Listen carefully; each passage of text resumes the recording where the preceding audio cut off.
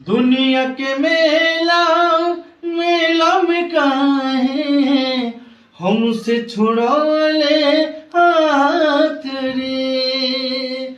दुनिया के मेला मेला में काहे हमसे छुड़ौले हाथ रे। हम रुक ले चल मैया ले चलते अपने साथ रे। खूटा उखड़ गइल बागैया के, खूटा उखड़ गइल बागैया के। ओ बड़ी बछरुआ कहाँ जाई रे माई, तोरा बिना जी कैसे, तोरे बहुरा हमारे माई। आवाज अच्छा लगे तो आप लोग शेयर करिए।